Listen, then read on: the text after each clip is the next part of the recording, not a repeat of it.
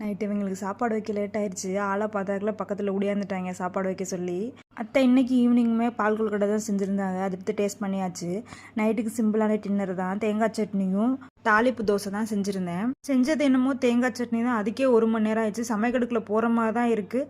பார்த்தா 1 மணி நேரம் 2 மணி நேரம் ஆயிடுது. என் வீட்டுக்காரர் வந்தாக்கிலே ஸ்நாக்ஸ் தான் வாங்கிட்டு வந்தார். அதை பிரித்து பார்த்ததுக்கப்புறம் தான் மன ஆறுதலாகவே இருந்துச்சு.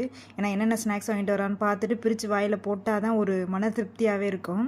தாளிப்பு தோசைக்கு கடலப்பருப்பு வறுத்து வச்சுருந்தேன். தனியாக எடுத்து வச்சுட்டேன். ஏன்னா பிரியங்கம்மா எடுத்து கடலப்பருப்பு பிடிக்காது. அதனால் அவங்களுக்கு மட்டும் கடலப்பருப்பு இல்லாமல் சுட்டுட்டு எங்களுக்கு கடலப்பருப்பு போட்டு செஞ்சுக்கிட்டோம். நேற்று கொத்து தோசை செஞ்ச கும்மாளத்தில் மாவு எடுத்து பிரிச்சுக்கலையும் வைக்கல. காலையில் அவர் சாப்பிட்றதுக்கு பயிரும் ஊற வைக்கல. காலையில் எங்கள் அத்தை 2 பேரும் சமைக்கிறதுக்கு என்ன தாண்டி பண்ணுவி, அதுக்குள்ளே தான் இருக்கிறேன், நான் ஒன்றுமே பண்ணலைன்னு கேட்டாங்க. நீங்கள் கேட்ட ஒவ்வொரு கேள்வியும் செருப்பால் அடித்த மாதிரி இருக்குதுன்னு நானே நினச்சிக்கிட்டேன். இப்போ தெரியுதா நான் எதுக்கு தாளிப்பு தோசை செஞ்சேன்ட்டு. வெளியில் வந்து பார்த்தா ஆட்டை தாடிட்டு ஒன்று மேலே ஒன்றா ஏறி படுத்துங்க ஆரம்பிச்சிட்டாங்க. அவங்கள அடைச்சிட்டு நாங்களும் அடைய வந்தாச்சு அப்படியே.